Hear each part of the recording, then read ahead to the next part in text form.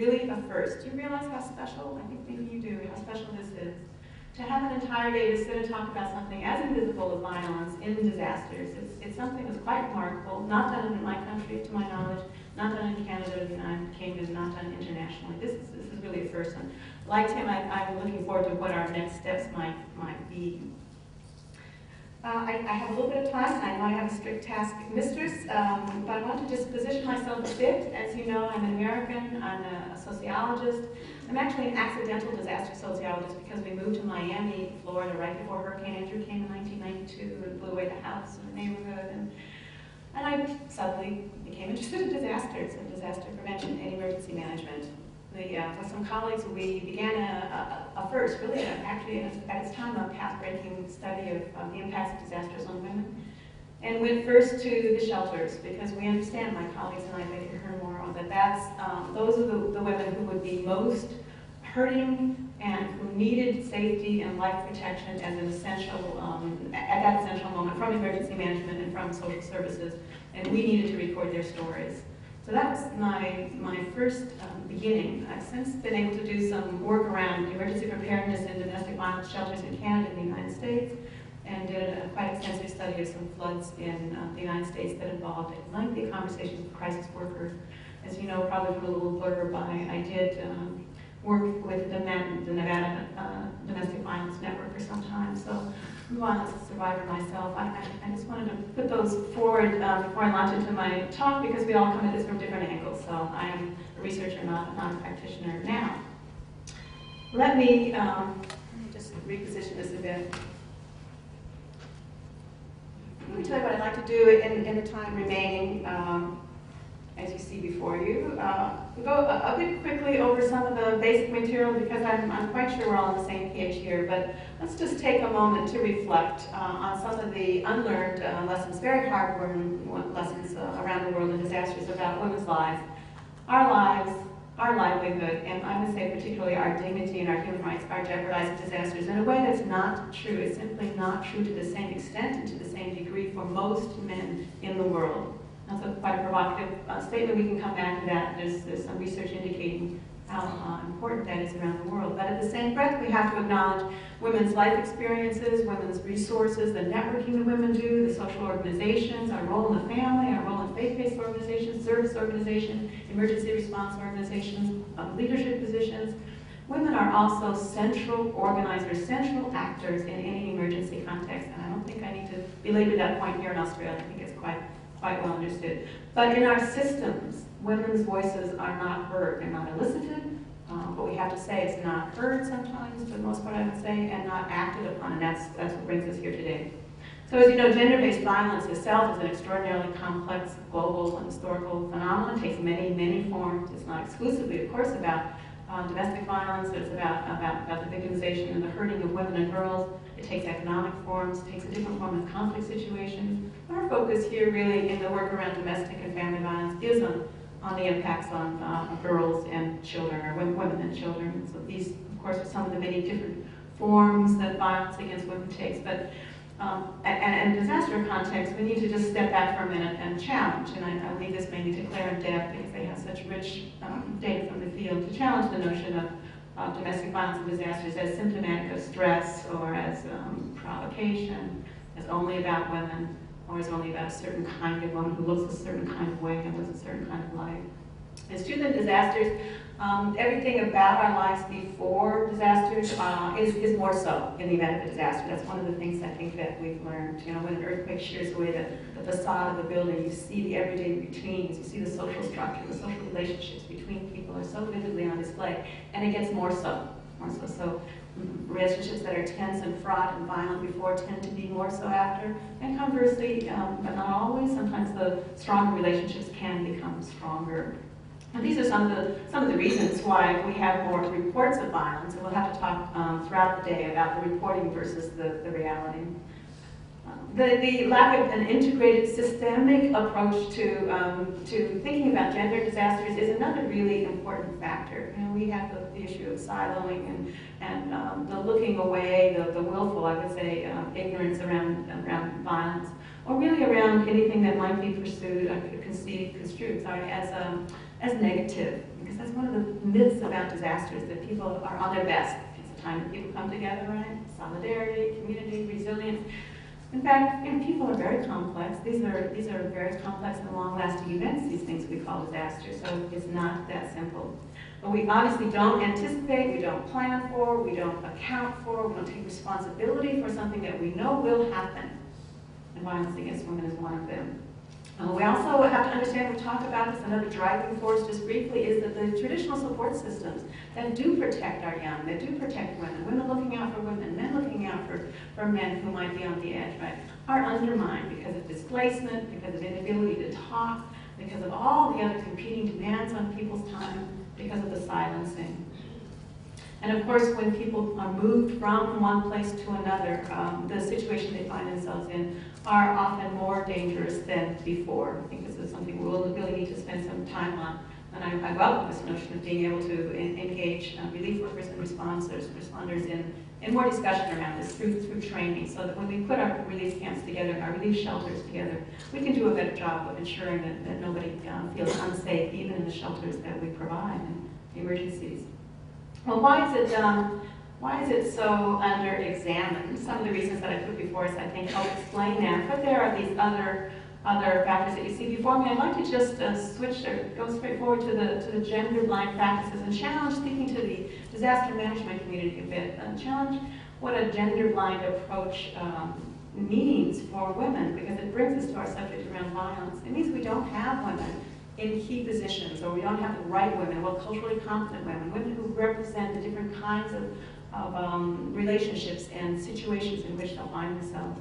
Finally, you don't have trained persons, male or female, and often, especially in, I would say less so than in countries like ours, we do have systems of relief, for example, economic recovery, that privilege men indirectly and sometimes directly because of our positions, our relative positions in the labor force. Right? So, you know, a lot of the economic relief goes to people in the informal employment sector, rather than the informal employment sector.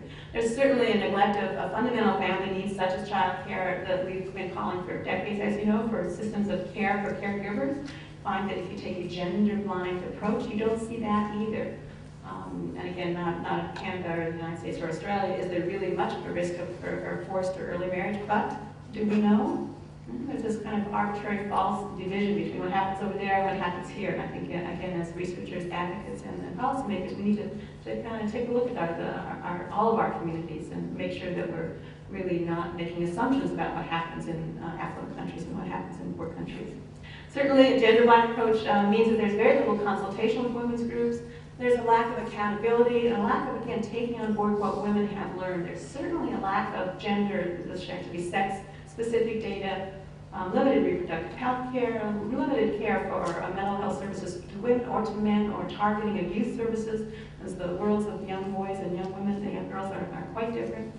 And finally, and I'll speak a little slower now, this gender-blind approach brings us to lack of planning to do the essential, groundbreaking, block-by-block preventative work that we have to do to keep women and their families safe in disasters. We can do it, and we will do it, but we have to stop and see what's keeping us from doing it now. So these are some of the things that you'll see, and I'll talk a little bit more about them as we go. So you have in your packets a fact sheet that I've been maintaining for some years now. I'm sorry to say it gets bigger and bigger as there's more and more evidence in the knowledge bank around increased violence. But as a researcher, I would also just put it to you that we have to really struggle with that question of reporting versus experience. Right? We have to understand what kinds of sampling procedures we're using. A lot of the data that you'll see there is represented from service agency statistics, so it's only the people who call in, who know your numbers, who can get to you, right? And that's a small universe, you know, of the people that are at risk. But violence is likely to increase. It's also likely to increase, we've learned, in severity. So if you were beaten up before and managed to get yourself to a GP later, you might wind up in the emergency room, or you might wind up dead in a disaster situation. It really does seem to exponentially increase. Often I've heard, more often I like to say, about young sons turning on mothers. So there's a kind of a new set of violences that come up that we haven't seen before. Parallel increases, I'm speaking today mainly about domestic violence, but parallel increases in sexual assault, family violence. And that's something we don't know as much about as we should do. Child abuse and neglect in disasters. I hope some of you will work on that area as well. So many, many challenges for women who live in fear in a disaster context. How to stay safe in a shelter or in a temporary accommodation, knowing that that so-called temporary may last for a very, very long time. How do you stay safe? How do you stay invisible and stay away from Uncle Joe or your father-in-law or your brother who would like to put you right back in that situation, or your abuser who is there trying to get to you and get to the relief check or get to the children? How do you stay invisible and at the same time access the resources that you need, without which your recovery is not really possible? So all of these things that you see before you are some of the challenges, and I think we'll hear from Lois and from other speakers later with a first-hand perspective about some of these issues, many of these issues. One thing that happened that I wanted to mention in Katrina was the issues around child custody, where a woman had child custody here, and then she was on the wrong side of the state, or the partner came back in an emergency to kind of enter the relationship, or because he or she had the children at that particular moment. Real problems trying to get across law enforcement to work across child protective services, to work across jurisdictions to honor those custody arrangements, which made it even harder for her to leave as well. I'll just stop there. So I'd like to really kind of switch and address the work that you do and talk with you this afternoon, because I think this is really a missing piece of this in a way so far, about what you already know about the significance of what you do. But in a disaster world, we talk about critical infrastructure. And my brief is that we need to focus as much or more on the critical social infrastructure, of which you are a huge part, keeping families together, if this means something to keep them together, keeping women and children as safe as possible. So these are the things that you provide, that emotional support, that community education work, of course the crisis counseling, the help working through what can be a very arcane recovery system, and finding affordable housing. I won't read this out loud, but this was a statement from the first woman that we did meet in Miami, who tells a very typical story about a relationship that had been violent before and became extremely violent later, and he left her, as you can read on the highway, or maybe that's not in this quote, but he left her down on the highway. She eventually wound up in the shelter. Had there not been that shelter for her, she would be dead. So our remarks today, my remarks and our work today, is really about how to be there, how to continue to be there for yourselves and for those who will need you. Because these are the kinds of things that will happen, that we have learned from other studies, right? You will not be able to communicate with your staff, with your volunteers, with your law enforcement, with the people whose systems are integrated with yours.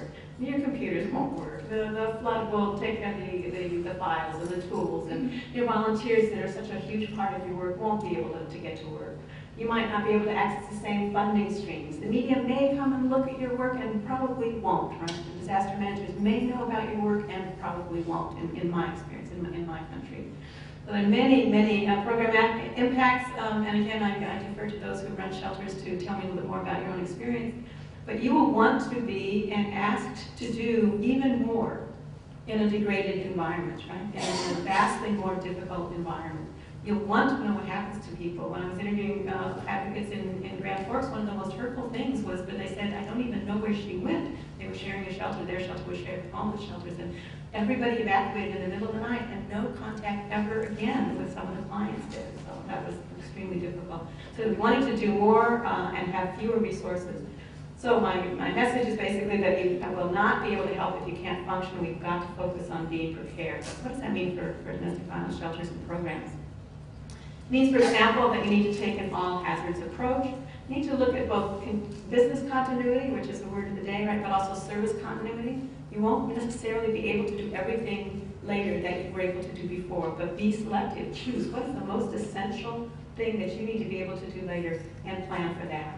You need to make sure that your staff, your volunteers, as well as your clients, if it's possible, have the essentials, the water, the food, the information, the medical information that they need in order to help make themselves as safe as possible.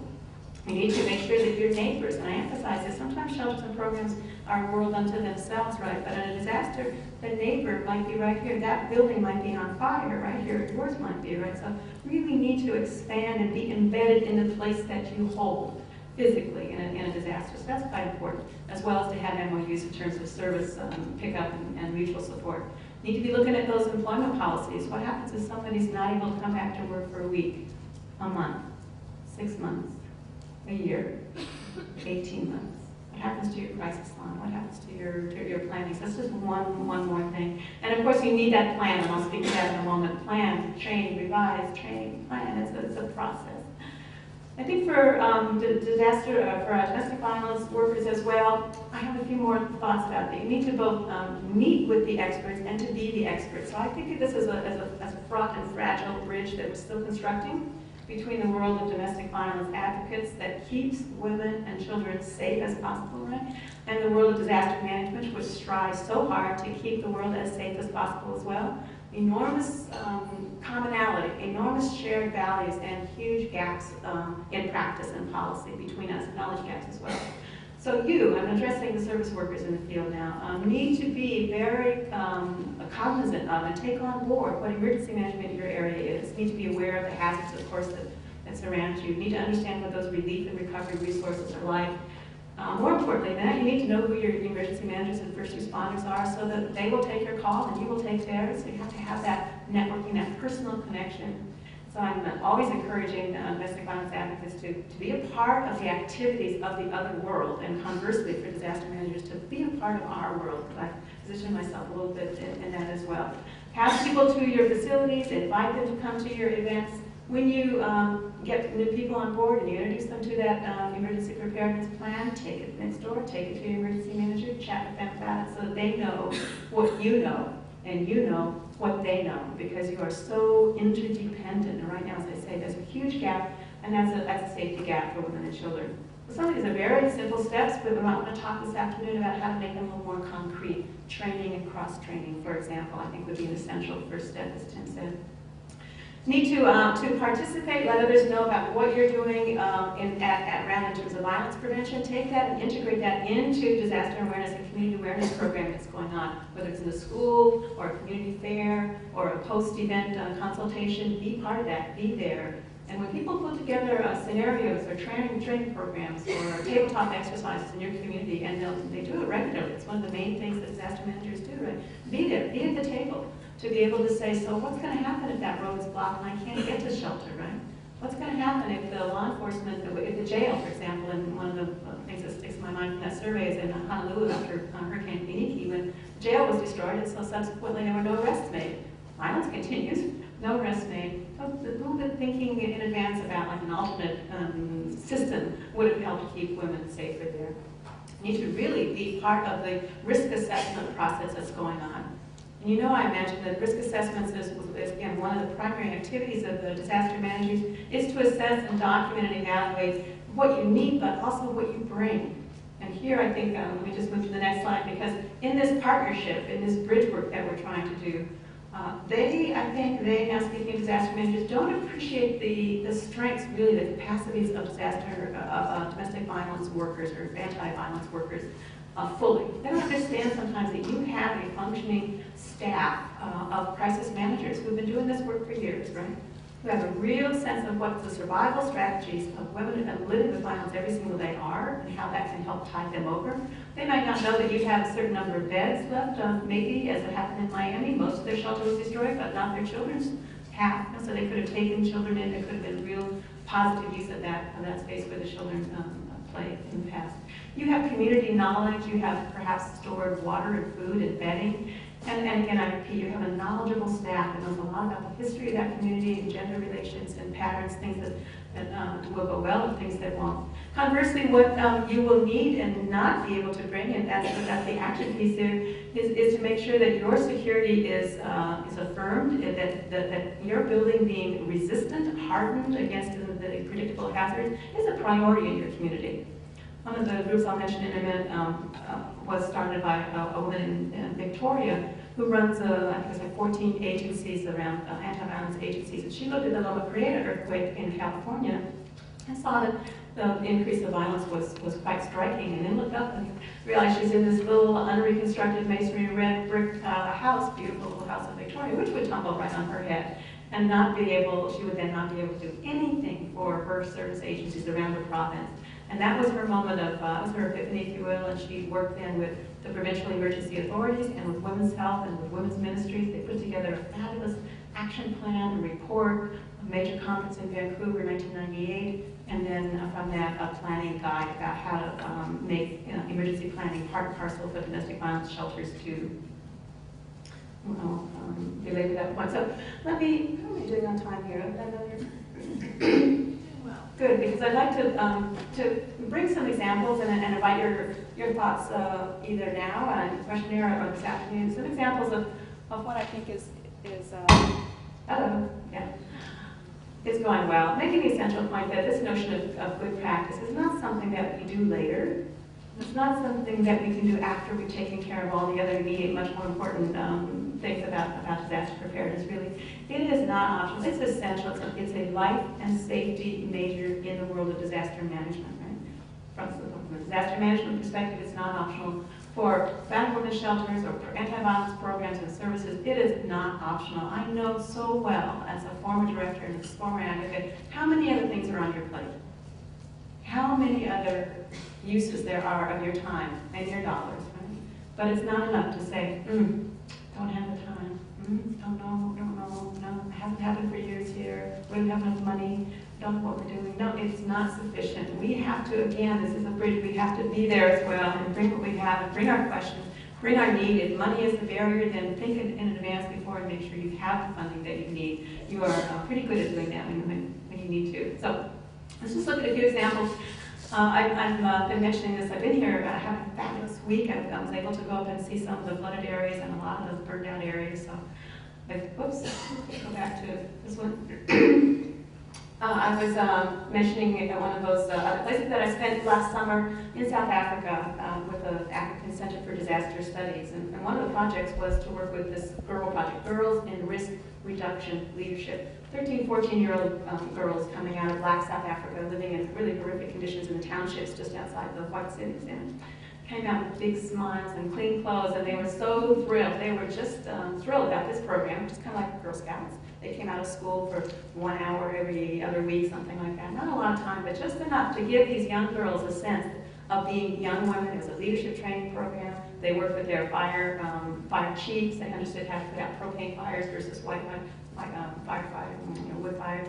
They did a little first aid. They discussed violence prevention, safe relationships, family planning. And I put it here because that's another way of doing good practice, if you will. So anything that we can do to build the capacities to make our women and children feel stronger and safer in advance is such an important contribution to, if you will, a resilient community.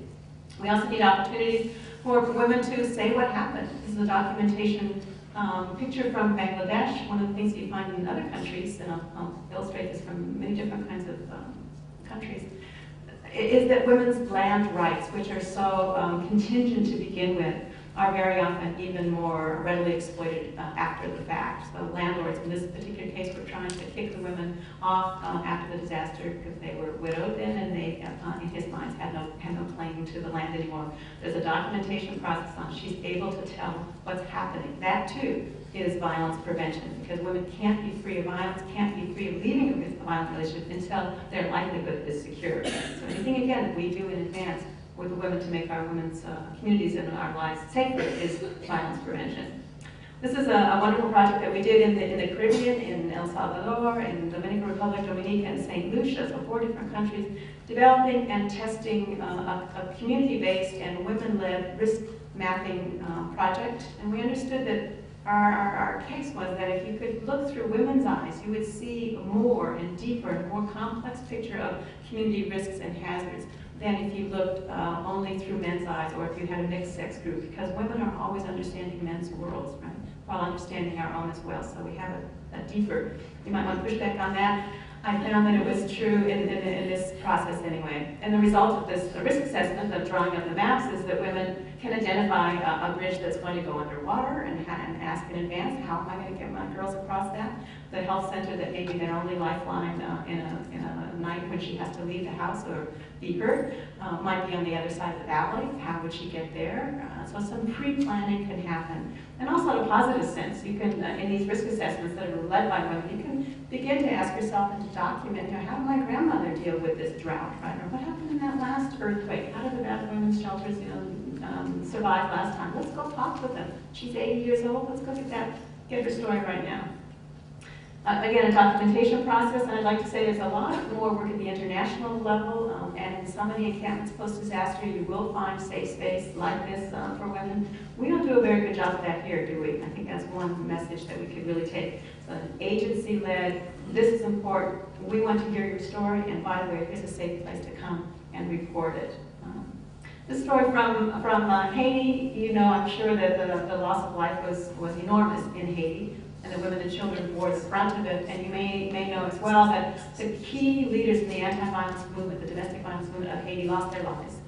And the buildings in which their facilities were located were also destroyed. So their files were gone, their computers were gone, everything that they loved around was gone. And one of their first pleas for help, in addition to life-saving essentials, but was for researchers, believe it or not, to come and document that history, that really important to them history of what women had done around violence prevention in the past.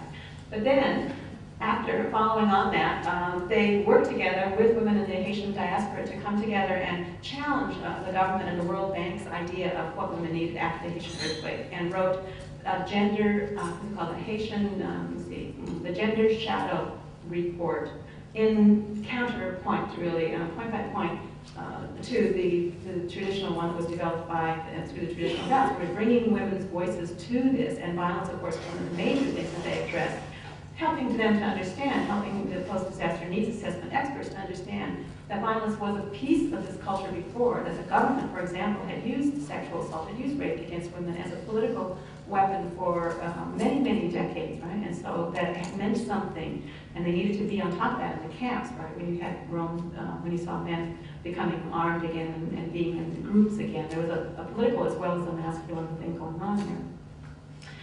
Here you saw an innovative program of bringing women into criminal justice, into law enforcement roles in the Haitian camps, and that means a lot as well. That's a movement that I'm sure you've been following in Brazil and other places, having female reporters to take female-led police officers, agency units, one kind of say, where women can go to report. And you see this in disasters as well, once in a long while. I'm going to work in countries like yours and mine, I don't know, but certainly we need trained up officers who understand and alert to this as a further issue in disasters. And then this is the women's space that is developed in one of the major Haitian camps. And these are rape survivors who are being helped to come together, as you see, and to do some essential training, giving women something to do, something productive, and a space to do it, a safe space to do it, and a place that they can talk and think about the future that they want, think about perhaps how to change that relationship or leave that relationship as it may be. Right? It's not our decision, it's her decision. But making sure that in that moment of crisis there's a safe, there's a timeout was very important. Here again, a documentation story. You have to have trained people asking the question, or we will never know who's in danger and who's hurt. We have to ask the question. This comes again from a community meeting of women who came together. And I'd like to see more meetings like this here, and like the one before you. And when I was in Banda Aceh, the UNIFEM and other actors brought together 250 women in something called the Second Women's All Aceh Congress to assess what was going wrong and what was going right in the aftermath of the Indian Ocean tsunami. And one of the things that they addressed was the need for safe space and for joint titling of property in both partners' names. We also have models like this, case studies we need to examine, and again, I'm really happy that Lois is here, and I hope that in your spare time you'll be writing this up, because we need case studies of what went wrong and what went right, and we need those to be longitudinal. But here you see some of the main actors at the international level taking on board gender quite seriously. Back in the United States, I'm sure you know Eve Ensler's Vagina Monologues. She's been such an inspiration to anti-violence workers around the world, and really stepped up after this hurricane. So here she's been interviewing women survivors of Hurricane Katrina and integrated those into her Vagina Monologues scenarios. This was one about the loss of the house, obviously. And it's following on that, a larger group, really inspired by Eve, but larger than that, firmly rooted in the Gulf Coast, is Katrina Warriors. This is their logo. And they're now working actually on the BP spill. They're moving into climate change work. They organized 1 year and 5 years after bringing survivors of that horrific event we call Hurricane Katrina back together again with a strong focus on keeping women safe and on documenting what happened to women and children. So Katrina Warriors is a positive example of women coming together. And this is just a picture which could be taken anywhere, is it not, right? These are the women who come back and answer the phones. Good practice is ultimately women putting everything aside and being there to listen, getting back as soon as you can to where you'd like to be. It's a huge challenge for staff, volunteers, and advocates who have so much else on their plates, but you will be there the minute she's there. A little picture from Nicaragua, where after Hurricane Mitch, there was an opportunity to, in a psychosocial kind of community-led recovery moment, because women were there, because anti-violence activists were there. They said, we've got women and men together in the same room, we're talking about life after Hurricane Mitch, why don't we also talk about violence? And so this means violence against women is one disaster that men can prevent.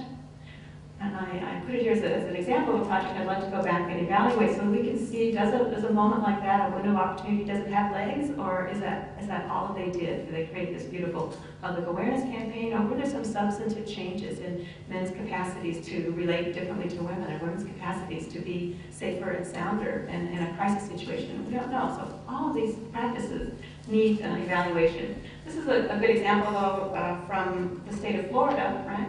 This was put out by, I want to make sure, the Florida Domestic Violence Office, but the Governor's Campaign for Violence-Free Florida. Interestingly enough, the original one that I had showed a young man, and now on their website you see the mother. It'd be interesting to talk with people about why they took the man off the poster, but it's one of the very few state-run initiatives like this that I've seen that explicitly talks about domestic violence as a possibility. There are lots of disheartening stories. I remember when I was working the flooding in Manitoba's Grand Forks, and the coalition there had asked that the Red Cross include on their list of helplines, right, the number of the crisis line, even the number of the crisis line, and they were absolutely refused to do that because it's negative, it was too negative in the time when the Red Cross wanted to give people resources, but nothing about that, right? Just, I guess, the positive messages were sought. In contrast, in Santa Cruz, after the Loma Prieta earthquake, again, we had very strong, you had a woman mayor, you had a lot of women on the council, very strong anti-violence movement. And they put out, at every holiday for years, holiday help tip line, the crisis line number, the men's help line number, and a little statement about the fact that this can be a difficult time and things can come up with people again, and just be forewarned, and here's the number, by the way, benign.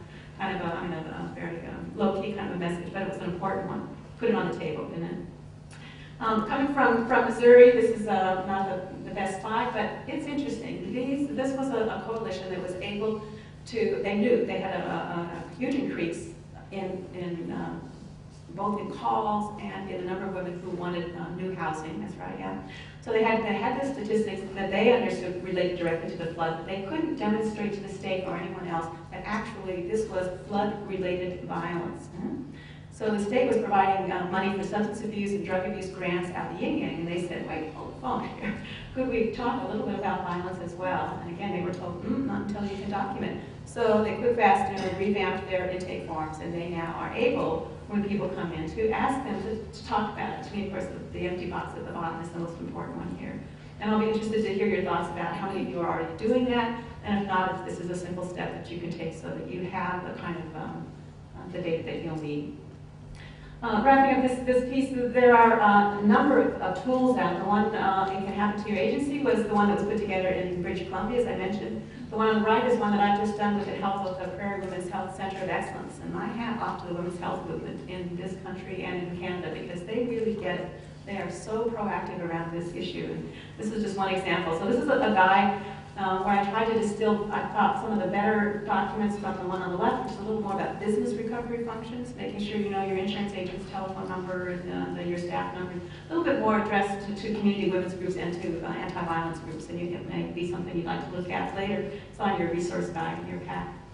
Again, another kind of a smaller planning guide put together by a coalition of anti-violence workers in the United States after Katrina. Again, it's focusing on sexual violence. We don't have very many in my country that. I think it's a good practice document as well, because it draws together international and U.S. data, and it provides some concrete practical steps. More to the point, it brought government and community and women's organizations together to just produce this little booklet. And isn't that the point of it? Just something to do together there. This is a brand new hot off the press from the Canadian Red Cross, as you see. Predictable, preventable. I think it's a lovely title, and I anticipate that there will be some really concrete, specific things that can be done.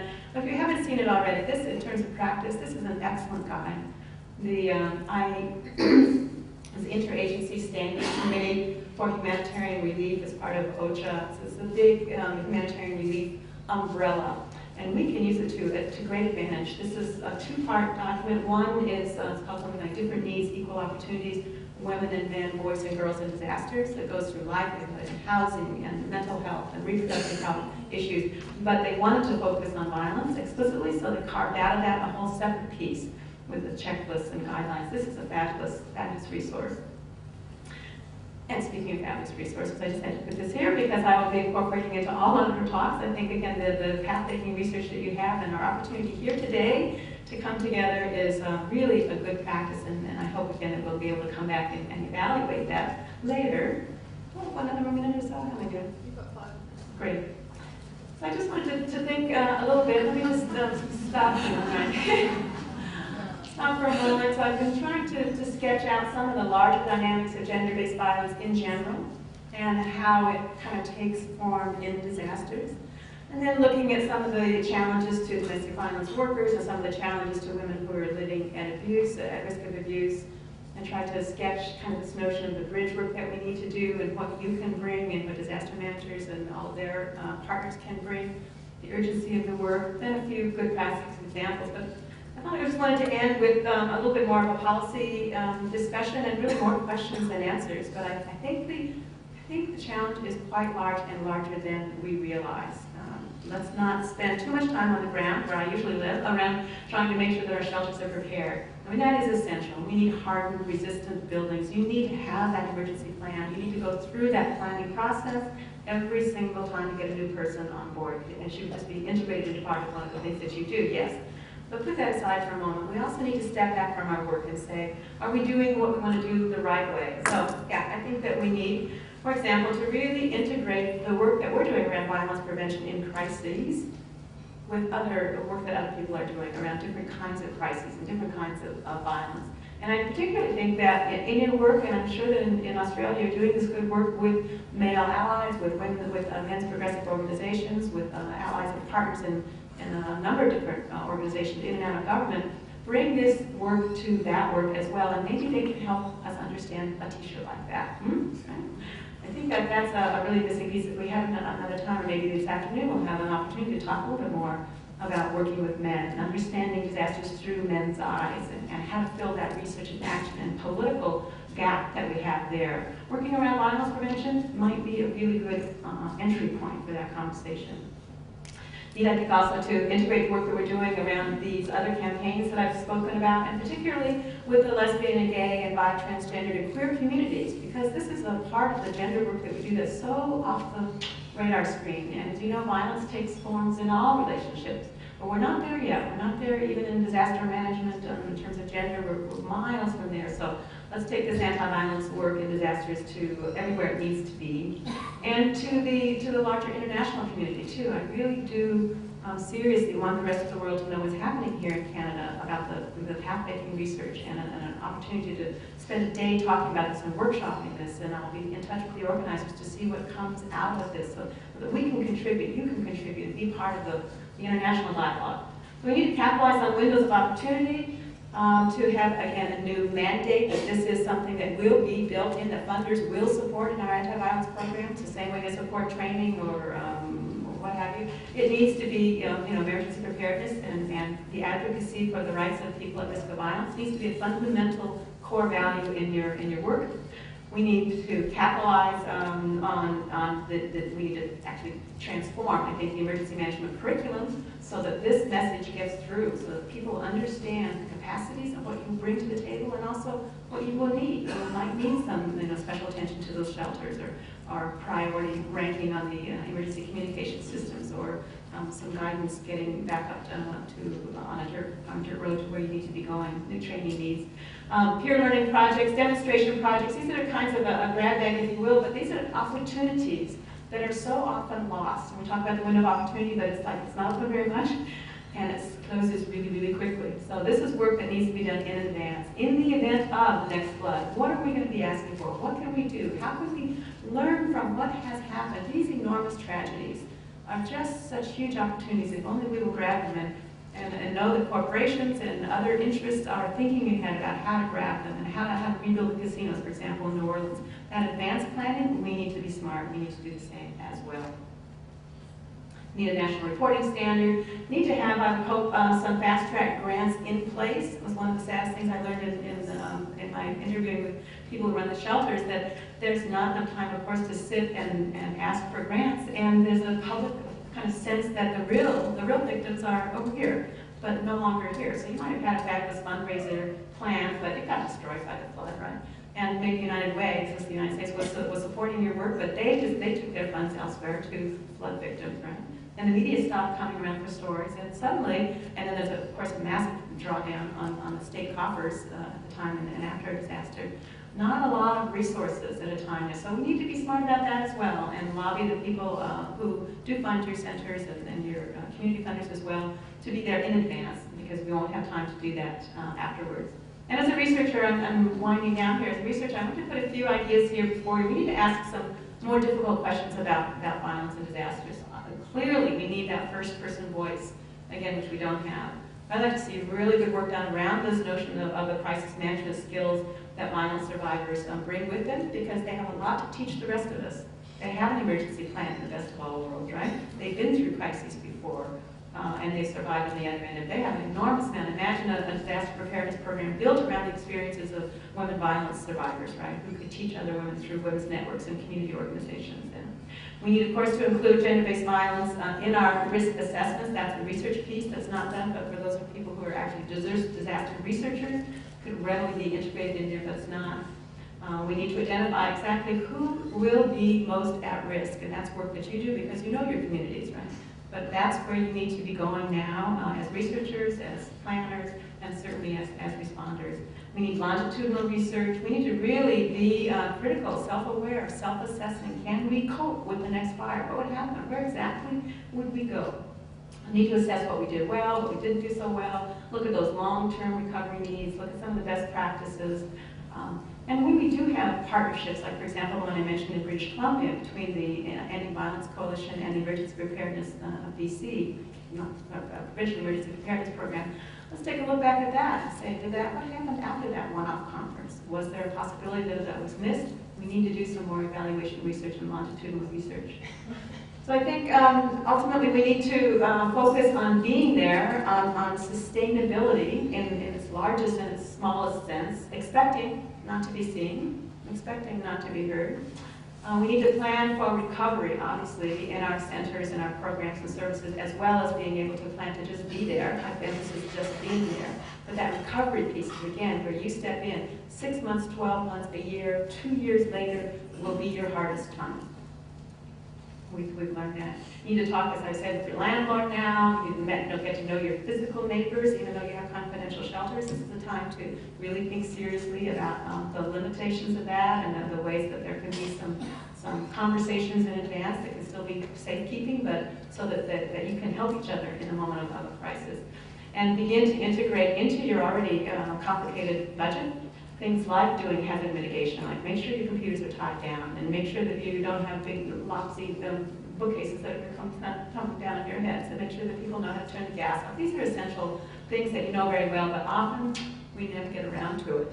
And all you have to do is visit one shelter that didn't to realize how important and how a simple step that is. And of course the last point is the most important, to begin to empower the women that we work with. The anti-violence movement is all about empowerment, is it not? It's about social justice. It's about capacity building. It's about endurance and about strength and solidarity. And that's exactly what disaster risk reduction is also about.